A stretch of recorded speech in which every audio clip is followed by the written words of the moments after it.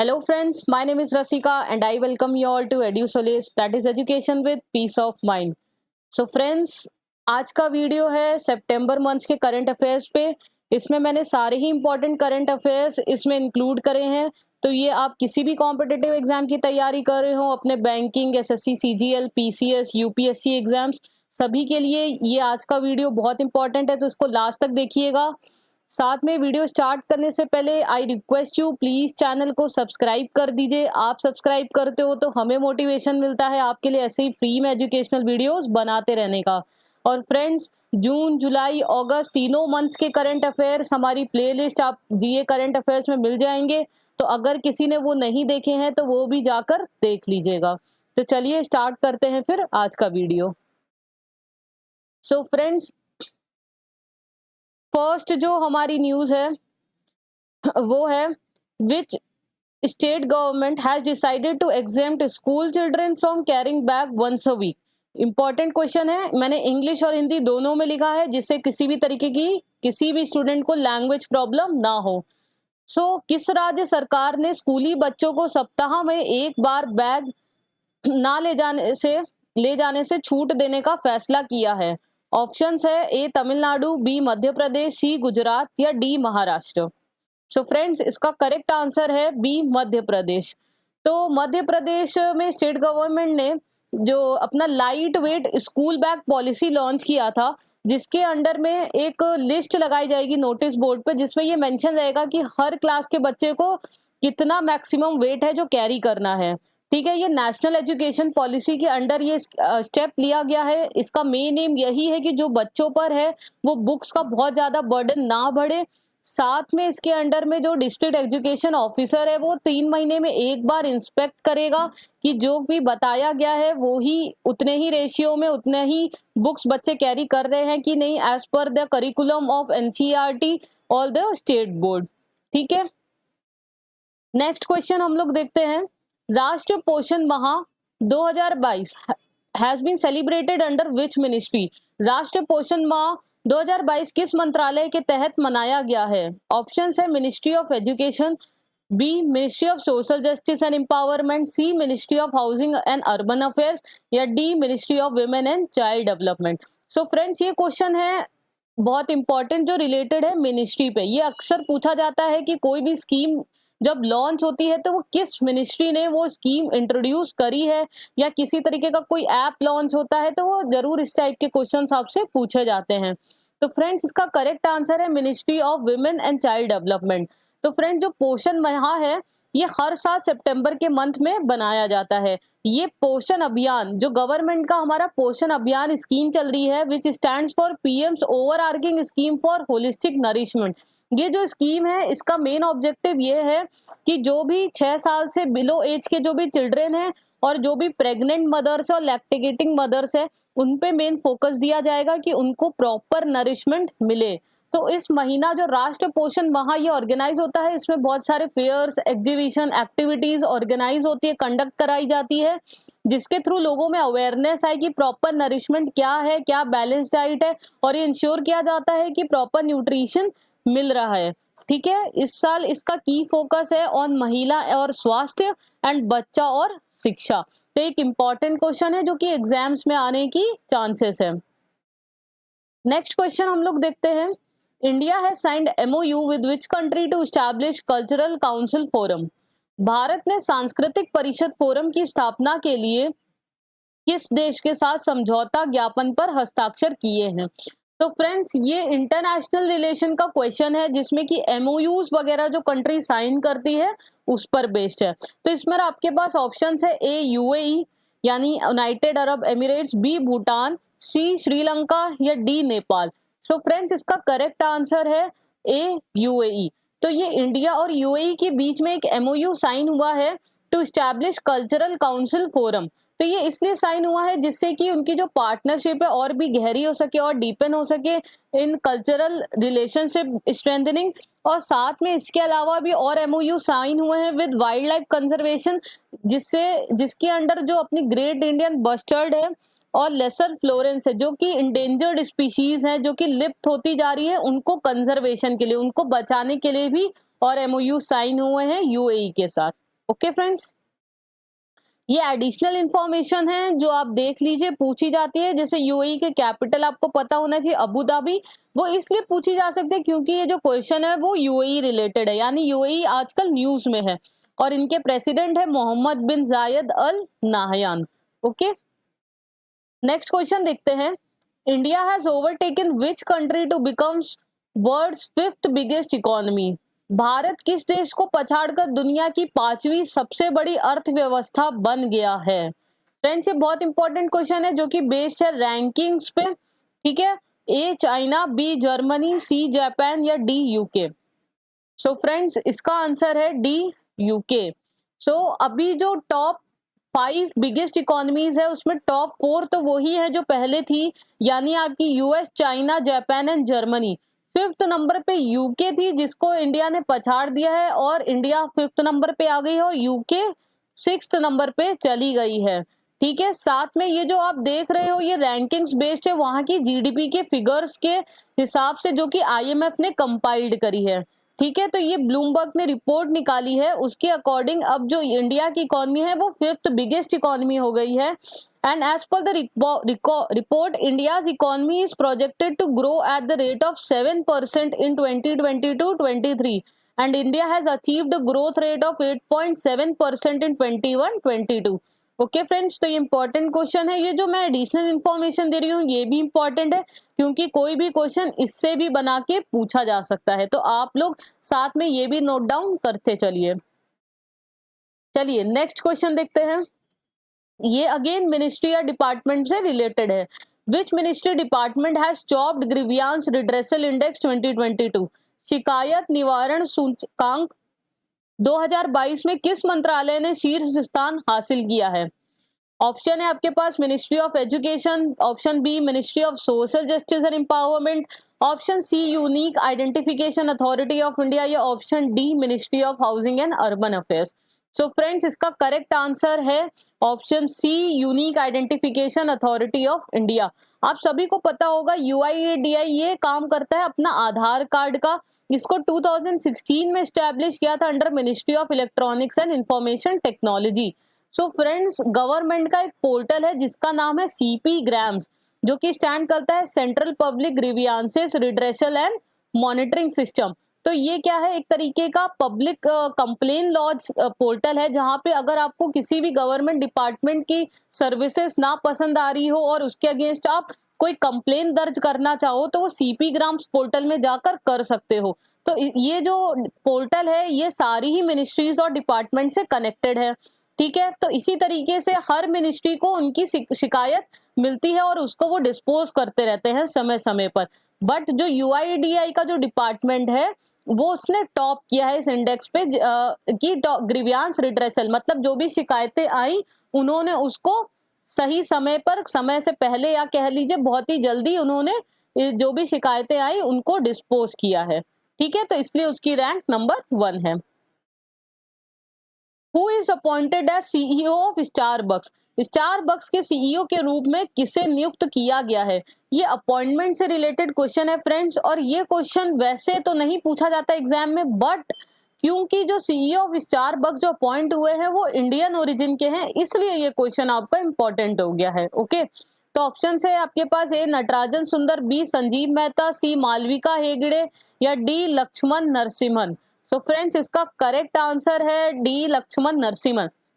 आप लोग जाकर ये जो तीनों ही बड़ी पर्सनालिटीज हैं जो किसी बड़ी कंपनीज की सीईओ है, आप लोग जाकर गूगल में सर्च करिएगा और अगर आपको पता हो खुद से तो इन तीनों के आप कौन सी कंपनी के ये तीनों सीईओ हैं आप हमें कमेंट बॉक्स में कमेंट करके बताइएगा।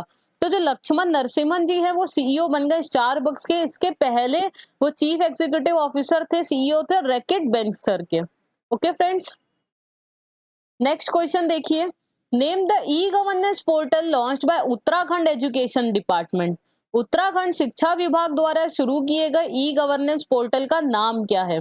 ऑप्शन है ए सामर्थ, बी शिक्षा, सी संभव या डी कौशल। जैसे मैंने कहा कोई भी एप्स, पोर्टल्स, स्कीम्स जो भी न्यू लॉन्च की जाती है वो बहुत ही ज्यादा इंपॉर्टेंट होती है और उनके पूछे जाने के चांसेस बहुत होते हैं फ्रेंड्स। तो इसका करेक्ट आंसर है ऑप्शन ए समर्थ। अब ये क्वेश्चन आपसे दूसरे वे में भी पूछा जा सकता है, यानी समर्थ ई गवर्नेंस पोर्टल कौन से स्टेट में लॉन्च किया गया है, ठीक है, तो कौन से स्टेट गवर्नमेंट ने लॉन्च किया, तो उत्तराखंड, ठीक है, तो आपको दोनों तरीके से इसका आंसर आना चाहिए, ठीक है। तो ये समर्थ जो पोर्टल है, इसका मेन ऑब्जेक्टिव फ्रेंड्स ये है कि जो एजुकेशन सिस्टम है उसको ट्रांसपेरेंट बनाया जा सके। इस पोर्टल पे आपको एडमिनिस्ट्रेटिव और एजुकेशन सारी जानकारियां मिल जाएंगी, जो भी न्यू एंट्रेंस एग्जाम्स हो रहे हैं, जो भी अपॉइंटमेंट्स है, सैलरी स्ट्रक्चर है of all the 5 state universities and 140 schools of Uttarakhand, उन सबकी जानकारी आपको समर्थ पोर्टल पे मिल जाएगी। सो मेन एम लिखा है यही, it is launch to make education system transparent in state, और उत्तराखंड का चीफ मिनिस्टर आपको पता होना चाहिए, वो है mister Pushkar Singh Dhami. Okay friends, next देखिए, which state government has launch Mahila Nidhi a credit scheme for women. Again ये एक स्कीम बेस्ड रिलेटेड क्वेश्चन है, स्टेट गवर्नमेंट ने एक नई स्कीम निकाली है, उसके ऊपर ये क्वेश्चन बेस्ड है। किस राज्य सरकार ने हाल ही में महिलाओं के लिए क्रेडिट योजना महिला निधि शुरू की है? ऑप्शन है A Tamil Nadu, option B Rajasthan, option C Telangana, या option D Maharashtra. So friends, इसका करेक्ट आंसर है ऑप्शन बी राजस्थान।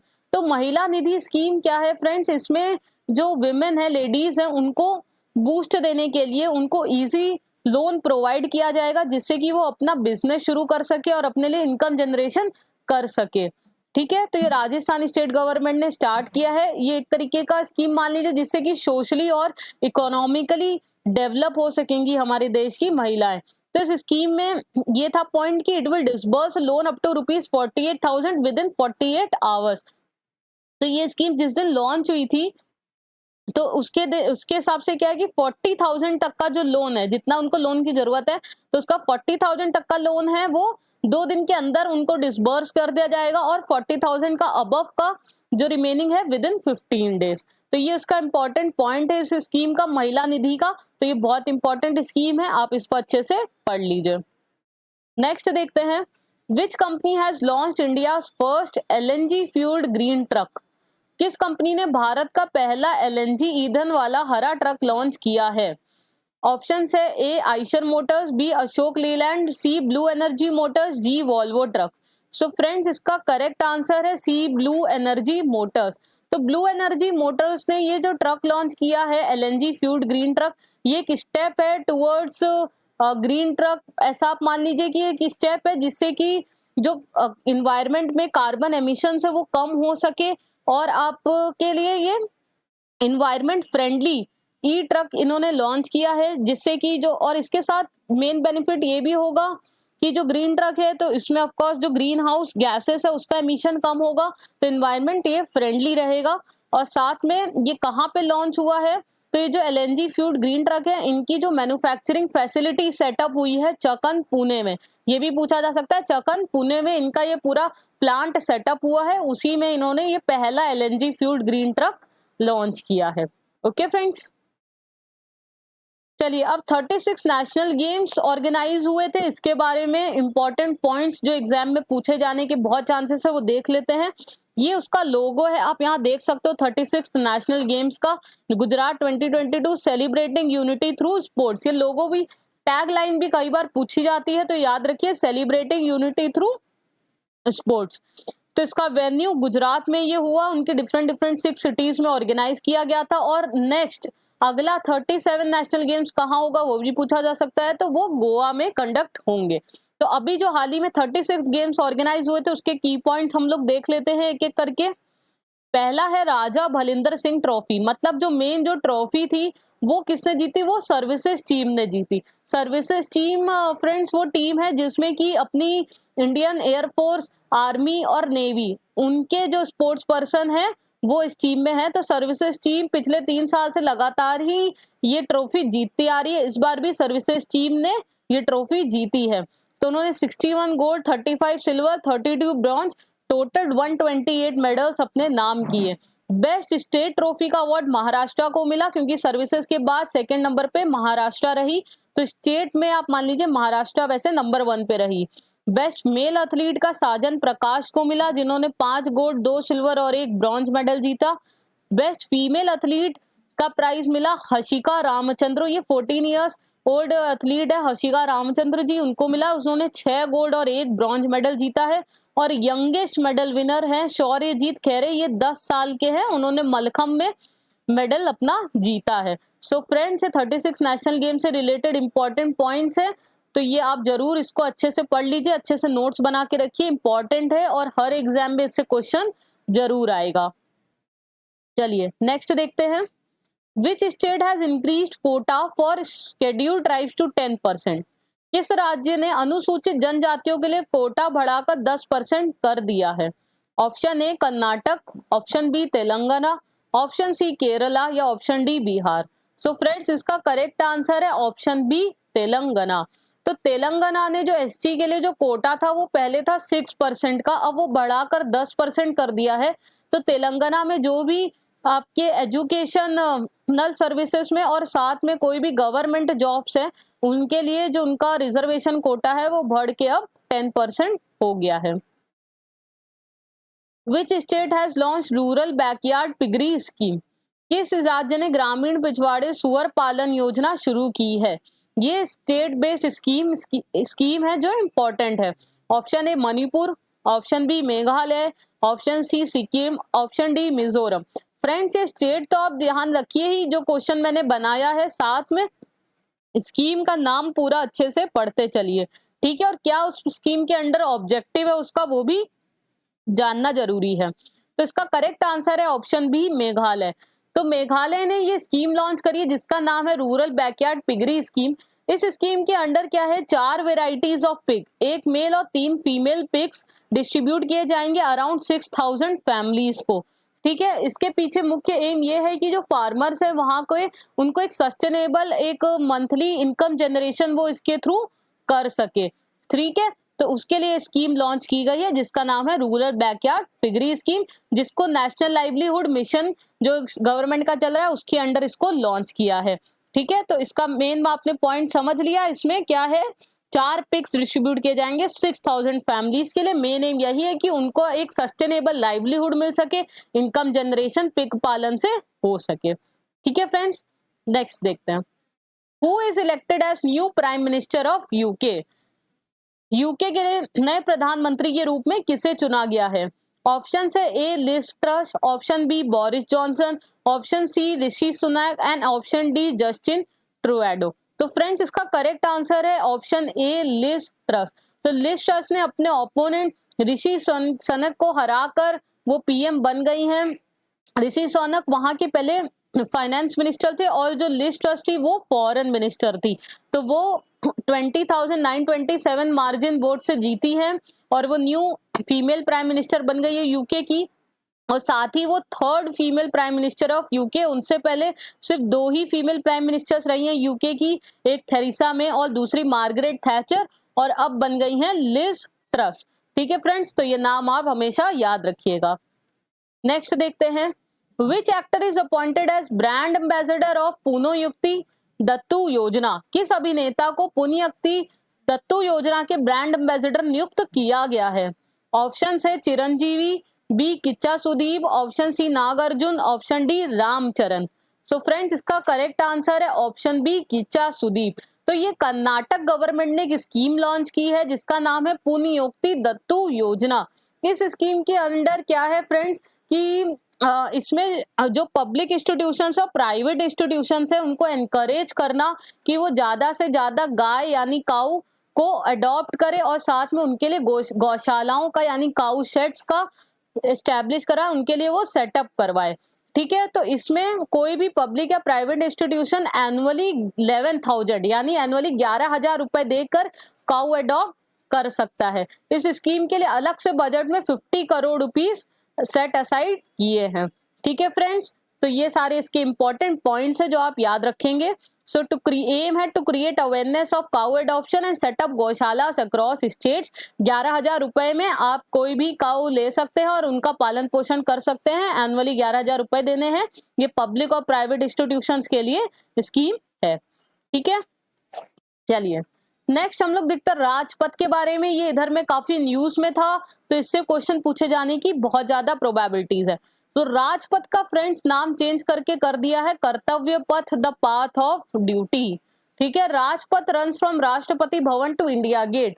तो दिल्ली में जहां भी ये नेताजी का जो स्टैच्यू है, राष्ट्रपति भवन से लेकर इंडिया गेट से राष्ट्रपति भवन तक की वो पूरे मार्ग को राजपथ कहलाया जाता था। तो ये ब्रिटिशर्स के समय में उस रोड का नाम राजपथ रखा गया था, जिस समय किंग जॉर्ज V अपना दिल्ली आए थे और उन्होंने अपनी कैपिटल कैलकाटा से दिल्ली शिफ्ट की थी। बट अभी आपने पढ़ा होगा कि अभी जो 15 अगस्त को प्राइम मिनिस्टर ने स्पीच दी थी, तो उनका जो सेकेंड पॉइंट था वो ये था कि हमें अपना कॉलोनियल माइंडसेट सेट करना है। जो भी ब्रिटिश सिंबल्स है या जो भी स्लेवरी सर्विट्यूड दिखाते हैं या मुगल्स रिलेटेड जो भी नाम है उनको खत्म करना है।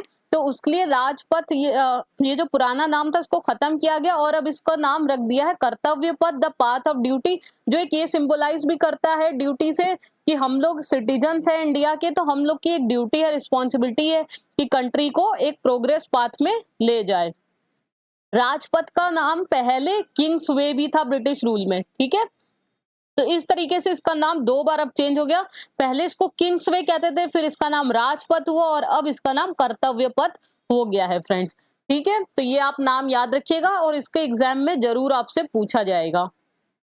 नेक्स्ट देखते हैं question, which bank has launch rainbow saving account for transgender community. किस बैंक ने ट्रांसजेंडर समुदाय के लिए इंद्रधनुष बचत खाता लॉन्च किया है? ऑप्शंस है A Ujjivan small finance bank, B Equitas small finance bank, C ESAF small finance bank, D AU small finance bank. So friends इसका करेक्ट आंसर है option C ESAF small finance bank.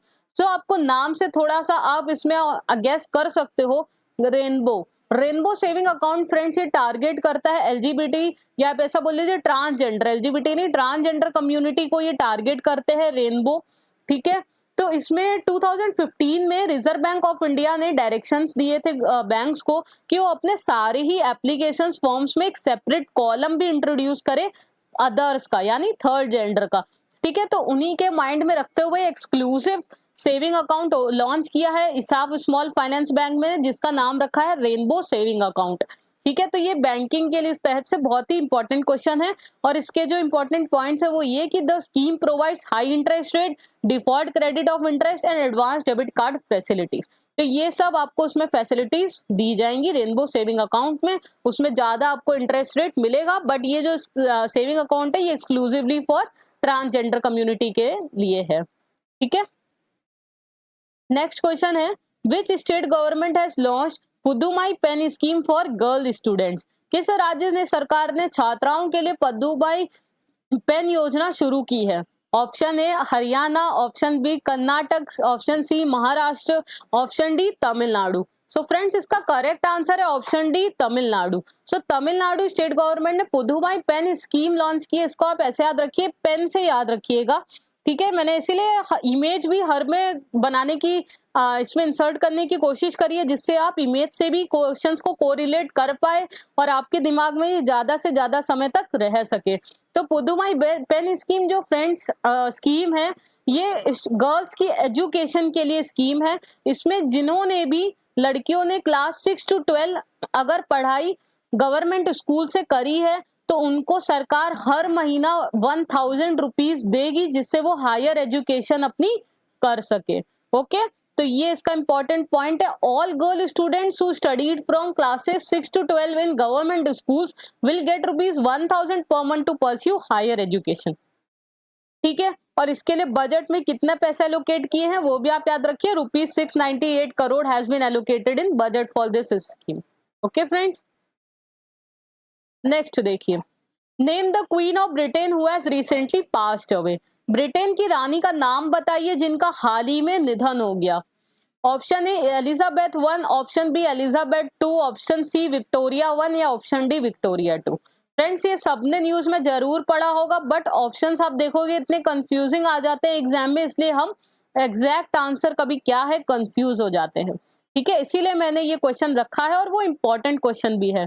तो फ्रेंड्स इसका करेक्ट आंसर है option B Elizabeth 2। आप ये side में image देख पा रहे हो, ये एलिजाबेथ के क्राउन की इमेज है जिसमें कोहिनूर डायमंड लगा हुआ है। आजकल ये भी काफी ज्यादा चर्चा में है, ट्रेंडिंग टॉपिक बना है जो कोहिनूर डायमंड, जो अब ये इनके पास चला गया है लंदन चोरी होके, तो उसको इंडिया वापस ला जा सके, उसके लिए भी काफी बहस चल रही है। तो एलिजाबेथ टू जो थी उनका हाल ही में निधन हो गया, और इसी के चलते जो उनके बेटे थे चार्ल्स, वो अब किंग बन गए हैं। और साथ ही जो प्रिंस किंग चार्ल्स थे, उन्होंने ये भी अनाउंस कर दिया है कि जो उनके बेटे हैं यानी विलियम, और जो उनकी डॉटर इन लॉ है यानी केट, तो विलियम और केट को अब टाइटल मिल जाएगा प्रिंस और प्रिंसेस ऑफ वेल्स का, जो पहले चार्ल्स और उनकी लेट वाइफ डायना हेडन के पास था, वो अब उनके बेटे और बहू यानी विलियम और केट को मिल जाएगा prince and princess of Wales, और जो चार्ल्स है वो अब किंग बन जाएंगे। ठीक है फ्रेंड्स, चलिए नेक्स्ट क्वेश्चन देखते हैं। Which state has set up India first bio village? Bharat का पहला बायो विलेज किस राज्य ने स्थापित किया है? तो ऑप्शन है आपके पास, option A Sikkim, option B Tripura, option C Meghalaya, option D Mizoram. So friends, इसका करेक्ट आंसर है ऑप्शन बी त्रिपुरा। तो त्रिपुरा में अपना पहला फर्स्ट बायो विलेज सेटअप हुआ है। तो ये बायो विलेज का फ्रेंड्स मेन एम है कि ग्रीन टेक्नोलॉजी को प्रमोट करना, जैसे कि सोलर वाटर पंप्स हो गए, आपके बायोमास कुक स्टोव्स हो गए, बायोगैस प्लांट्स हो गए। ठीक है, तो इस तरीके की ग्रीन टेक्नोलॉजी को प्रमोट करना ही इसका मेन एम है, और साथ में वहां के रहने वाले लोगों को सस्टेनेबल लाइवलीहुड और फूड सिक्योरिटी मिल सके। तो स्टेट गवर्नमेंट का साथ में ये भी प्लान है कि कम से कम ऐसे 100 बायो विलेजेस सेटअप कराए जाए।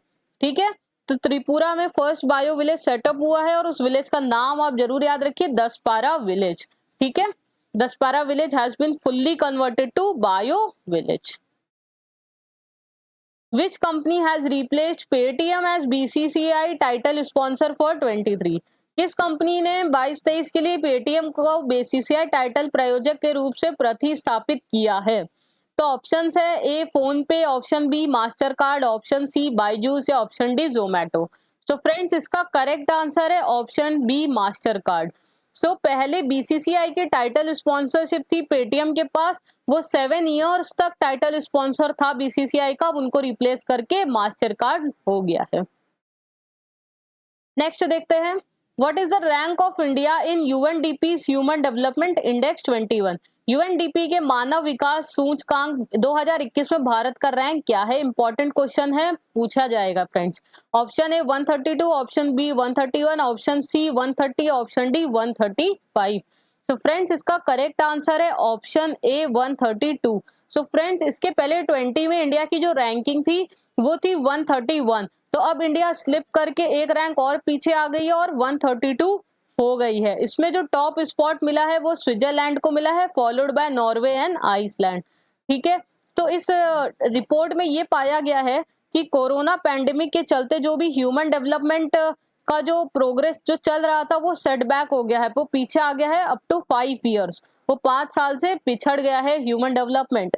ठीक है, और ये जो इंडेक्स है ये बेस्ड है इतने 3 फैक्टर्स पे, जो कि है standard of living, access to quality education, और साथ में एक्सपेक्टेड ईयर्स ऑफ लिविंग। ठीक है, तो इन 3 फैक्टर्स पे ये इंडेक्स आपका बेस्ड है, जिसमें अब इंडिया की रैंक है 132। विच state has bagged international travel award 2023? किस राज्य को अंतरराष्ट्रीय यात्रा पुरस्कार 2023 मिला है? Option A Haryana, option B waste Bengal, option C Maharashtra, option D Punjab. Friends, इसका करेक्ट आंसर है ऑप्शन बी वेस्ट बंगाल। तो वेस्ट बंगाल को इंटरनेशनल ट्रैवल अवार्ड मिला है। ये जो अवार्ड है ये कौन देते हैं? तो पोटा, पोटा स्टैंड्स करते हैं Pacific area travel writers association and association of UN world tourism organization. तो वेस्ट बंगाल को ये अवार्ड मिला है as a best cultural destination. इसी के साथ उनको साथ में लास्ट ईयर जो उनकी दुर्गा पूजा होती है उसको भी यूनेस्को के इंटेंजिबल हेरिटेज लिस्ट में रखा गया है। ठीक है, तो इसके चलते वेस्ट बंगाल के ये 2 ग्रेट अचीवमेंट्स हो गए ऑन इंटरनेशनल लेवल पे। ठीक है friends, name the national electric freight platform launched by NITI Aayog. NITI Aayog द्वारा शुरू किए गए राष्ट्रीय इलेक्ट्रिक फ्रेट प्लेटफॉर्म का नाम क्या है? Option A E freight India, option B E transport India, option C E fast India, option D E go India. So friends इसका करेक्ट ऑप्शन है option C, E fast India. So E fast stands for electric freight accelerator for sustainable transport and it is launch in collaboration with world economic forum. ठीक है, तो ये सारे points friends important है। तो actually ये क्या है हम आपको बता देते हैं। तो ये प्लेटफॉर्म है इलेक्ट्रिक फ्रेट प्लेटफॉर्म। इसका मेन एम ये है, जो भी फ्रेट्स आप समझ रहे हो, भाड़ा यानी जो कि हमारे जो ट्रांसपोर्ट ट्रक्स चलते हैं, जो कि फ्रेट जो सामान को एक जगह से दूसरे जगह पहुंचाते हैं, उसके रिलेटेड ये प्लेटफॉर्म है कि कैसे और क्या इनोवेटिव इसमें सोल्यूशंस ला सके कि फ्रेट को और अच्छे से किया जा सके। और जो अपनी इंडिया की जो ट्रक मार्केट है वो आपको बता दें कि थर्ड लार्जेस्ट ट्रक मार्केट है आफ्टर यूएस एंड चाइना। ठीक है फ्रेंड्स, तो उसी से रिलेटेड ये प्लेटफॉर्म लॉन्च हुआ है इन collaboration with world economic forum. Name the India's longest rubber dam inaugurated on Falgu river. बहुत इंपॉर्टेंट है डैम रिलेटेड क्वेश्चन। मैंने एक आप देख सकते हो playlist GK and current affairs, उसमें जीके ट्रिक्स में मैंने जो इंपॉर्टेंट डैम्स ऑफ इंडिया है उनको कैसे याद रखना है कि वो कौन से रिवर और कौन से स्टेट में सिचुएटेड है, वो वीडियो पूरा बना के मैंने प्लेलिस्ट में डाल रखा है जीके एंड करंट अफेयर्स में। अगर किसी ने वो नहीं देखा तो वो जाकर देख लीजिएगा, बहुत ही इंपॉर्टेंट और अच्छा वीडियो है वो फ्रेंड्स। फाल्गु नदी पर उद्घाटन किए गए भारत के सबसे लंबे रबर बांध का नाम बताइए। ऑप्शन है A Jhanjhavati, option B Gayaji, option C Cheruthoni, option D Koyna. So friends इसका करेक्ट आंसर है option B Gayaji. So Gayaji Bihar में इंडिया का लॉन्गेस्ट रबर डैम इनॉग्रेट किया गया है, जिसकी हाइट है 3 मीटर, लेंथ है 411 मीटर और विथ है 95.5 मीटर। ठीक है, इस लॉन्गेस्ट रबर डैम इसको बनाने के पीछे मेन एम ये था कि जो वहां पे फाल्गु रिवर पे विष्णुपद घाट है, ये पिलग्रिमेज है जहाँ पे पिलग्रिम्स आते हैं हर साल और इस घाट में वो नहाते हैं और पिंड दान करते हैं, तो जिससे कि उस घाट में हमेशा ही कम से कम 2-3 फीट तक का पानी हमेशा बना रहे, उसके लिए इस डैम का कंस्ट्रक्शन कराया गया है। Okay, Which state has launched rainwater harvesting scheme named छाता? किस राज्य ने छाता नाम से वर्षा जल संचयन योजना शुरू की है? Option A Odisha, option B waste Bengal, option C Maharashtra या option D Punjab. So friends इसका करेक्ट आंसर है ऑप्शन ए उड़ीसा। तो उड़ीसा में ये छाता स्कीम लॉन्च की है। छाता का फ्रेंड्स फुल फॉर्म है community harnessing and harvesting rain water from terrace to aquifer. इसका मेन जो टारगेट है वो है टू हार्वेस्ट 3 लाख क्या बोल रहे 3,37,352 crore litres of water in 5 years. तो फ्रेंड्स इसका मेन टारगेट ये है कि इतना पानी कम से कम हार्वेस्ट करना। तो इसका मेन एम ये है कि जो भी ग्राउंड वाटर टेबल है उसको और ज्यादा नीचे आने से और ज्यादा डिक्लाइन करने से रोकना और साथ में एक proper level of ground water हमेशा मेंटेन रखना। नेक्स्ट है name the bank that has issued India first electronic bank guarantee. उस बैंक का नाम बताइए जिसने भारत की पहली इलेक्ट्रॉनिक बैंक गारंटी जारी की है। ऑप्शन है ICICI bank, option B HDFC bank, option C Axis bank या option D yes bank. So friends इसका करेक्ट आंसर है option B HDFC bank. Again ये बैंकिंग इकोनॉमी रिलेटेड क्वेश्चन है, तो इंपॉर्टेंट क्वेश्चन है। तो एचडीएफसी बैंक ने first electronic bank guarantee issue की है। ठीक है, तो इससे क्या होगा, जो भी फिजिकल बैंक गारंटी उससे रिलेटेड जो भी फिजिकल डॉक्यूमेंटेशन का हैवी प्रोसेस होता था, काम होता था, अब वो नहीं करना पड़ेगा। और जो इलेक्ट्रॉनिक बैंक गारंटी जो इशू करी एचडीएफसी बैंक ने, वो इशू करी in partnership with national electronic governance services limited NESEL के साथ। ठीक है, next which state government has announced first ever cinematic tourism policy. किस राज्य सरकार ने पहली सिनेमाई पर्यटन निधि की घोषणा की है? Option A Maharashtra, option B Gujarat, option C Karnataka या option D Andhra Pradesh. So friends इसका करेक्ट आंसर है ऑप्शन बी गुजरात। तो गुजरात स्टेट गवर्नमेंट ने पहली बार इस तरीके की कोई पॉलिसी लाया है जो है सिनेमैटिक टूरिज्म पॉलिसी। तो फ्रेंड्स इसका मेन एम ये है कि जो सिनेमा का इंफ्रास्ट्रक्चर है, फिल्म इंफ्रास्ट्रक्चर है, वो स्टेट में डेवलप किया जाए और साथ में जो भी फिल्म मेकर्स है उसको इसके अंडर काफी सारे फाइनेंशियल और नॉन फाइनेंशियल इंसेंटिव्स मिलेंगे। तो एक तरीके से जो पूरा फिल्म का इंफ्रास्ट्रक्चर है, जैसे कि अभी जो महाराष्ट्र है वही चीज गुजरात में भी हो सके और फिल्में यहाँ गुजरात में बन सके, तो और सिनेमा अपॉर्चुनिटीज गुजरात में डेवलप हो और साथ में ये टूरिज्म इंडस्ट्री को भी और एनकरेज करेगा क्योंकि और टूरिस्ट भी आएंगे फिर ये सब देखने के लिए। ठीक है, to promote cinematic tourism through development of film infrastructure, main aim of this scheme, and the policy will be effective for 5 years, 5 साल के लिए पॉलिसी है from 22 to 27। फिर स्कीम अच्छी चलेगी, गवर्नमेंट को लगेगा तो इसको और भी आगे एक्सटेंड किया जा सकता है। In which state India's first university of forestry will be established? Bharat का पहला वानिकी विश्वविद्यालय किस राज्य में स्थापित किया जाएगा? Option A Odisha, option B waste Bengal, option C Maharashtra या option D Telangana. So friends इसका करेक्ट आंसर है ऑप्शन डी तेलंगाना। तो तेलंगाना में फ्रेंड्स पहले इंस्टीट्यूट था forest college and research institute, तो उसी को और अब एक्सपैंड करके यूनिवर्सिटी में डेवलप कर दिया है। तो इस तरीके की फॉरेस्ट्री यूनिवर्सिटी ये पहली है इंडिया में।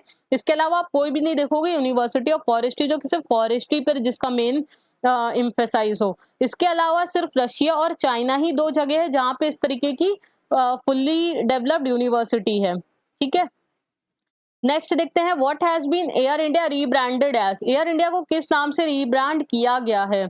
Option A Vikrant, option B Vikrant, option C Vihaan या option D Virat. So friends इसका नाम है, इसका करेक्ट आंसर है ऑप्शन सी विहान। विहान.ai के नाम से फ्रेंड्स इनका पूरा ट्रांसफॉर्मेशन प्लान भी बना है जिसका मेन एम ये है कि जो एयर इंडिया है उसको वर्ल्ड क्लास एयरलाइन बनाया जाए। ठीक है, इसमें और ज्यादा जो है इनकी फ्लीट्स है और ये सब इंक्रीज की जाए और साथ में जो भी डोमेस्टिक मार्केट है वो कम से कम इंक्रीज होके 30% किया जाए, ये इनका टारगेट है एयर इंडिया का। Which is India's first smart city to implement digital address system. Digital address system को लागू करने वाला भारत का पहला स्मार्ट सिटी कौन सा है? Option A Mumbai, option B Indore, option C Delhi या option D Chennai. So friends इसका करेक्ट आंसर है ऑप्शन बी इंदौर। तो इंदौर पहला स्मार्ट सिटी है जो कि डिजिटल एड्रेस सिस्टम ला रहा है। अब इससे क्या होगा फ्रेंड्स कि आपको जो भी स्पेसिफाइड है लोकेशन, जियो टैग्ड लोकेशन, आपको स्पेसिफिक आपको किस एड्रेस पे पहुंचना है वो आप आसानी से पहुंच सकोगे। तो जो भी यूजर्स हैं इस ऐप के उसमें वो अपना एड्रेस, फुल एड्रेस एकदम डाल देंगे और साथ में उनके एड्रेस का एक कोड जनरेट होगा। तो अब किसी के साथ भी उनको अपने घर का पता अगर शेयर करना है तो उनको अपना पूरा वो लेंदी एड्रेस नहीं लिखना पड़ेगा, बस एक खाली जो उनका एक डिजिटल कोड जनरेट होगा वो ही बाकी लोगों के साथ शेयर कर देना रहेगा। ठीक है, और इसके लिए एमओयू जो साइन हुआ है वो हुआ है with the firm Tata navigation, तो ये भी आप याद रखिएगा। नेक्स्ट क्वेश्चन देखते हैं, wild चीतास reintroduce in India were brought from which country. Bharat में फिर से लाए गए जंगली चीते किस देश से लाए गए थे? बहुत इंपॉर्टेंट क्वेश्चन है, न्यूज में काफी इसको दिखाया गया था, कवरेज किया गया था मीडिया ने और मुझे लगता है सभी ने इसको न्यूज में जरूर देखा होगा। ऑप्शन से Zambia, option B Angola, option C Botswana, option D Namibia. So friends इसका करेक्ट आंसर है option D Namibia. So Namibia के जंगल से चीता लाए गए, 8 चीता जिनको रिलीज किया है कूनो नेशनल पार्क मध्य प्रदेश में। तो ये इस तरीके का पहला वाइल्ड लाइफ रिस्टोरेशन प्रोजेक्ट है जो किसी भी कंट्री के गवर्नमेंट ने ये स्टेप लिया है। इसके पीछे मेन एम ये है जो भी हमारा ओपन फॉरेस्ट इकोसिस्टम है उसको रिस्टोर किया जा सके और साथ में वहाँ के जंगल में आसपास रहने वाले लोग हैं उनके लिए और ज्यादा एम्प्लॉयमेंट, उनको अपॉर्चुनिटीज मिल सके, इनकम जनरेशन उनको अपॉर्चुनिटीज मिल सके in these eco tourism activities. Okay, इसके साथ आपको एडिशनली ये भी बता देते हैं कि जो इंडिया में चीता थे वो 1952 में ही एक्सटिंक्ट हो चुके थे। तो अब ये पहली बार ये चीता को इसके बाद इतने सालों बाद इंडिया में लाया गया है फ्रेंड्स। नेक्स्ट देखते हैं, what is the rank of India on global crypto adoption index 2022। Global crypto adoption index 2022 में भारत का रैंक क्या है? Option A 3rd, option B 4th, option C 5th या ऑप्शन डी 6th। तो तो इस तरीके की जो भी रिपोर्ट्स निकलती रहती है उसमें इंडिया की रैंकिंग क्या है बहुत इंपॉर्टेंट होती है फ्रेंड्स, ये आपको सब याद रखनी है अपने नोटबुक में एक टेबल बना के। तो इसमें ग्लोबल क्रिप्टो अडॉप्शन इंडेक्स में इंडिया की रैंक है 4th। ठीक है, तो ग्लोबल क्रिप्टो अडॉप्शन इंडेक्स क्या है, जो भी कंट्रीज जहां पे ये क्रिप्टो करेंसीज जिन्होंने अडॉप्ट की है उनको ये ट्रैक करता है, जिन्होंने डिजिटल एसेट्स में जो इन्वेस्ट करते हैं। इस इंडेक्स को पब्लिश किसने किया, तो crypto analysis firm chain analysis ने इसको इंडेक्स को पब्लिश किया है। और जो फर्स्ट नंबर पे जो कंट्री है वो है वियतनाम। वियतनाम ने इसमें फर्स्ट रैंक हासिल की है। Next question, who has surpassed Jeff Bezos to become world second richest person. Jeff Bezos को पीछे छोड़कर दुनिया के दूसरे सबसे अमीर व्यक्ति कौन बन गए हैं। A Mukesh Ambani, B Elon Musk, C Gautam Adani या D Ratan Tata. So friends इसका करेक्ट आंसर है ऑप्शन सी गौतम अदानी। तो गौतम अदानी जी अब जेफ बेजोस जो कि वर्ल्ड सेकंड रिचेस्ट पर्सन थे वो 3rd नंबर पे आ गए हैं, और गौतम अदानी जी जो चेयरपर्सन है ऑफ अदानी ग्रुप वो 2nd नंबर पर आ गए हैं। फर्स्ट नंबर पर अभी भी टेस्ला के जो चेयरमैन है एलन मस्क वो ही है। ठीक है, और साथ में गौतम अदानी जी ने मुकेश अंबानी जी को भी रिप्लेस कर दिया एज एशियाज रिचेस्ट पर्सन। इसी के साथ उन्होंने जो टाटा फर्म है उसको भी सरपास्ट कर दिया है इन टर्म्स ऑफ इट्स वैल्यूएशन, और जो अब इनकी मार्केट कैप हो गई है वो हो गई है 22 lakh crore. Okay friends, as per Forbes Adani's net worth stood at $155.7 billion. ठीक है, next question, which PSU has been awarded Rajbhasha Kirti पुरस्कार 2022। किस सार्वजनिक उपक्रम को राजभाषा कीर्ति पुरस्कार 2022 से सम्मानित किया गया है। Option A Indian Oil, option B SAIL, option C NTPC या ऑप्शन डी जीआरएससी। तो फ्रेंड्स इसका करेक्ट आंसर है ऑप्शन डी जीआरएससी। जीआरएससी हम आपको बता दें, it stands for garden reach ship builders and engineers. तो कोलकाता ये पीएसयू है, इसको राजभाषा कीर्ति पुरस्कार से सम्मानित किया है। ये एक्चुअली ये ऑनर दिया जाता है उस पीएसयू के लिए जो कि प्रॉपरली जो ऑफिशियल लैंग्वेज है हिंदी उसको प्रॉपरली वो इम्प्लीमेंट अपनी करता है। ठीक है, तो ये हाईएस्ट ऑनर है in the implementation of official language. Next question, name the popular comedian that has recently passed away. उस लोकप्रिय कॉमेडियन का नाम बताइए जिनका हाल ही में निधन हो गया है। ये आई होप सबको आता होगा। Option A Sunil Grover, option B Rajesh Srivastava, option C Raju Srivastava, option D Sunil Pal. So friends इसका करेक्ट आंसर है option C Raju Srivastava.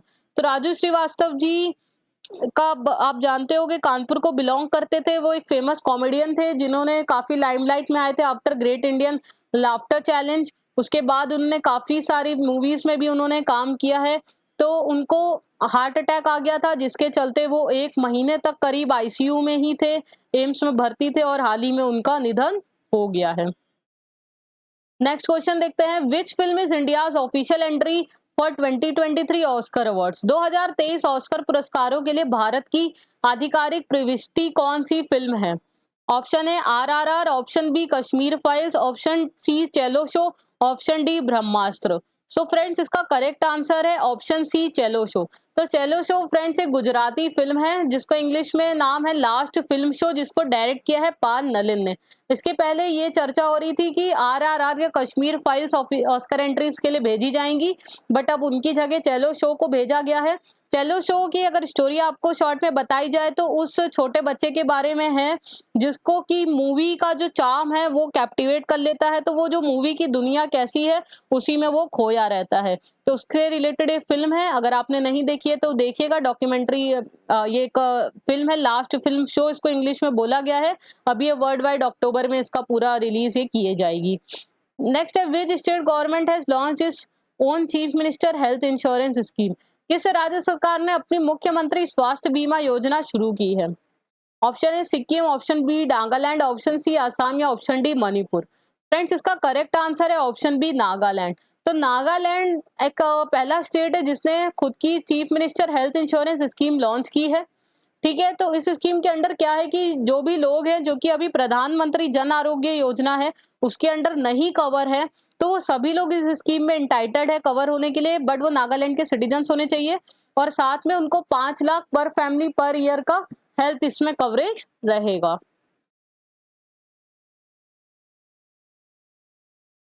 Next question देखते हैं।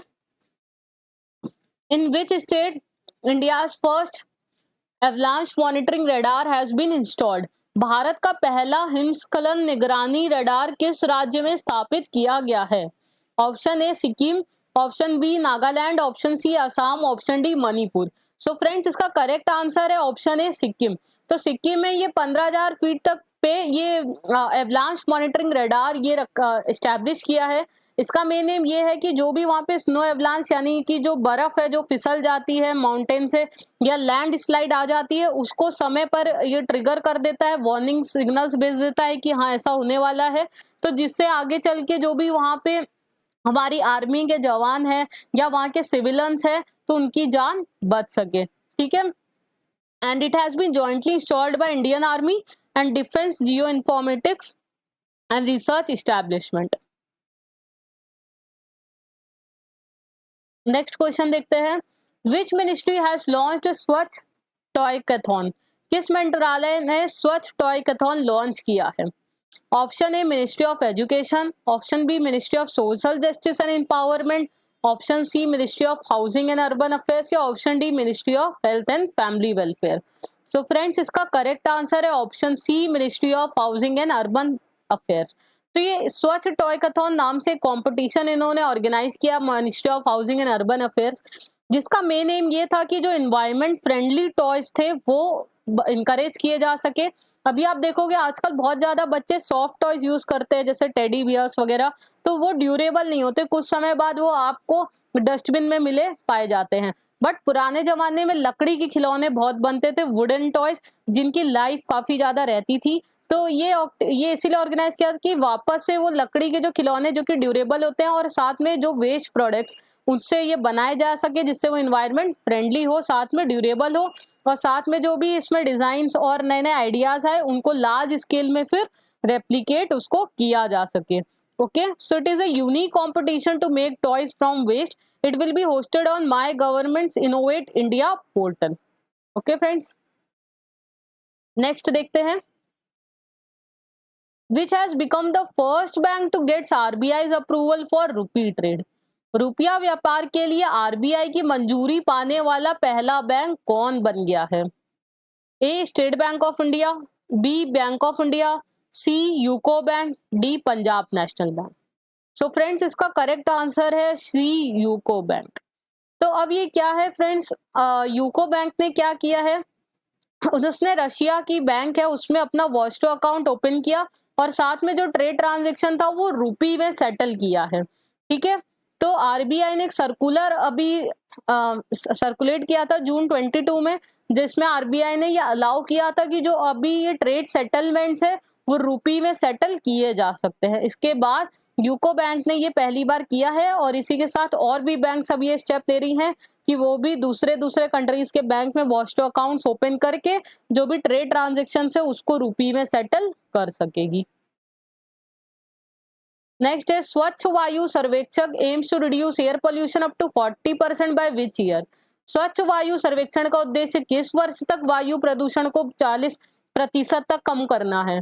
ऑप्शन ए 2024, 25, 26, 30 या 29। तो फ्रेंड्स इसका करेक्ट आंसर है ऑप्शन बी 2025, 26। तो स्वच्छ वायु सर्वेक्षक है, इसको लॉन्च किया जाएगा under ministry of environment, forest and climate change. तो इसमें क्या है कि 131 सिटीज को रैंकिंग फिर दी जाएगी कि वो किस तरीके से अपना जो भी एक्शन प्लान है उसको इम्प्लीमेंट कर रही है और एयर पॉल्यूशन को रिड्यूस कर रही है। ठीक है, तो इसको लॉन्च किया है under NCAP, national climate action programme के अंडर में। मिनिस्ट्री आप जरूर याद रखिए, ministry of environment, forest and climate change. Name the app developed by ministry of rural development to capture water level of wells in villages. ग्रामीण विकास मंत्रालय द्वारा गांव में कुओं का जल स्तर को मापने के लिए विकसित ऐप का नाम क्या है? ए जलदूत ऐप, बी जलाशय ऐप, सी पानी ऐप, डी जलसा ऐप। सो फ्रेंड्स इसका करेक्ट आंसर है ऑप्शन ए जलदूत ऐप। तो मिनिस्ट्री ऑफ रूरल डेवलपमेंट ने एक ऐप लॉन्च किया जिसका नाम रखा है जलदूत ऐप, जिसकी मदद से क्या होगा, जो भी ग्राम रोजगार सहायक होते हैं वो मेजर कर सकेंगे कि कुएं में कितना पानी है। तो इससे क्या होगा, प्री मानसून और पोस्ट मानसून में जितना वेल में वाटर लेवल है उसको मेजर करे जा सकेगा और फिर उसी के अकॉर्डिंगली फर्दर जो भी उनकी प्लानिंग है, एक्टिविटीज है, वो की जा सकेगी। Next, which airport bagged airport service quality award 2022? Airport service quality award 2022 किस एयरपोर्ट को मिला? A Delhi international airport, B Mumbai international airport, C Cochin international airport या D Chennai international airport. So friends इसका करेक्ट आंसर है Cochin international airport. So friends ये एक highest honour है in aviation sector in terms of service quality.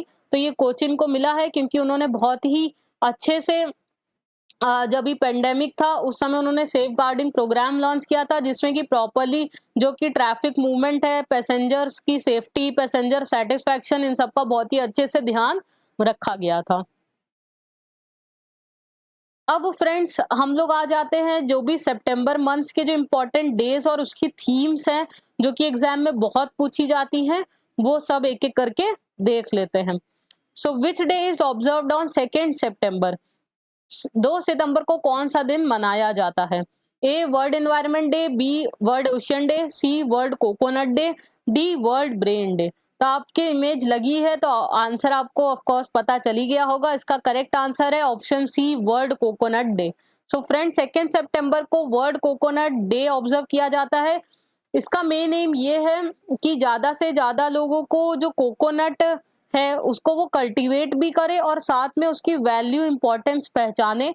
जैसे आप सभी जानते हैं कोकोनट का यूज बहुत सी चीजों में किया जा सकता है, फूड के काम तो आता ही है, हमारे खा सकते हैं इसको, साथ में ये हैट्स है, मैट है, ठीक है, बैग्स है, ये सब बनाने के भी काम आता है, कंस्ट्रक्शन में भी इसका काम होता है। तो इस तरीके से काफी डाइवर्स प्लांट है जिसका यूजेस बहुत ही ज्यादा होता है। तो इस साल की थीम भी यही रखी गई है, cultivate coconut for a happy life and future.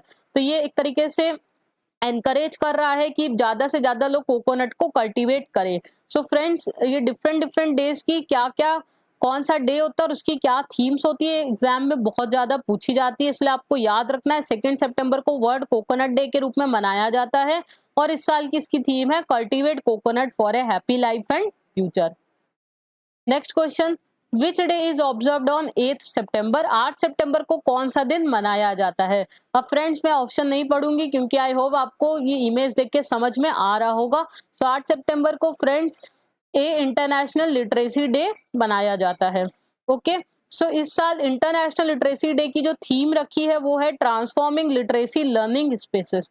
तो literacy day, international literacy day का फ्रेंड्स मेन एम यही होता है कि लिटरेसी यानी पढ़ाई लिखाई उसकी क्या वैल्यू है वो लोगों तक पहुंचाना, जिससे कि ज्यादा से ज्यादा लोग पढ़े लिखे और साथ में एक डेवलप्ड हमारी कम्युनिटी और डेवलप्ड सोसाइटी बन सके। ट्रांसफॉर्मिंग लिटरेली लर्निंग स्पेस से मतलब ये है कि कोविड के समय क्या हुआ था, बहुत ज्यादा एजुकेशन डिसरप्ट हो गई थी, बहुत क्योंकि स्कूल्स बंद हो गए थे और उसी के साथ एजुकेशन ट्रांसफॉर्म भी हुई थी क्योंकि बहुत ज्यादा ऑनलाइन एजुकेशन और डिस्टेंस एजुकेशन भी उस समय काफी बूस्ट हुई थी। ठीक है, तो इस तरीके से और क्या क्या मीडियम्स है डिफरेंट डिफरेंट एजुकेशन को उसको एक्सप्लोर करते रहना और ज्यादा से ज्यादा लोगों को लिटरेट करना, यही इस डे का मेन एम होता है। Next, which day is observed on 16 सितंबर? 16 सितंबर को कौन सा दिन मनाया जाता है?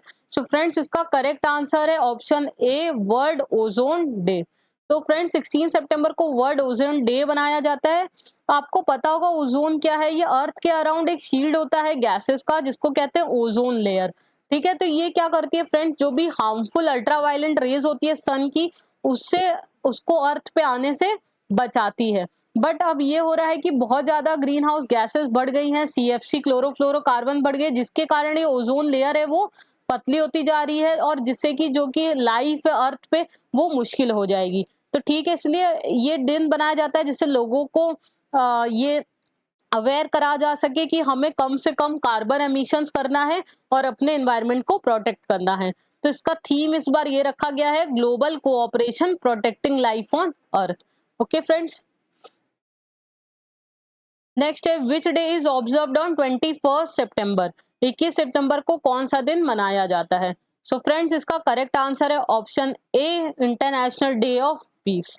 सो international day of peace friends इसलिए ऑब्जर्व होता है, इसका मेन एम यही है कि हमें पीस हर जगह इस्टेब्लिश करनी है। अपनी जो भी इसका थीम रखा गया है, end racism build peace. Racism से क्या होता है, एक हेट्रेड की फीलिंग डेवलप होती है लोगों के बीच में, वायलेंस फैलता है, हेट्रेड फैलती है, तो वो चीजें हमें खत्म करनी है। 24 आवर्स का इसमें ये रहता है कि आपको नॉन वायलेंस फॉलो करना है, किसी भी तरीके के किसी भी तरीके का आर्म्स का यूज नहीं करना है, और पीस डेवलप करनी है between people and between different people, different communities, between different countries. Okay, next, which day is observed on 25 सितंबर? 25 सितंबर को कौन सा दिन मनाया जाता है? सो फ्रेंड्स इसका करेक्ट आंसर है option C, world river day.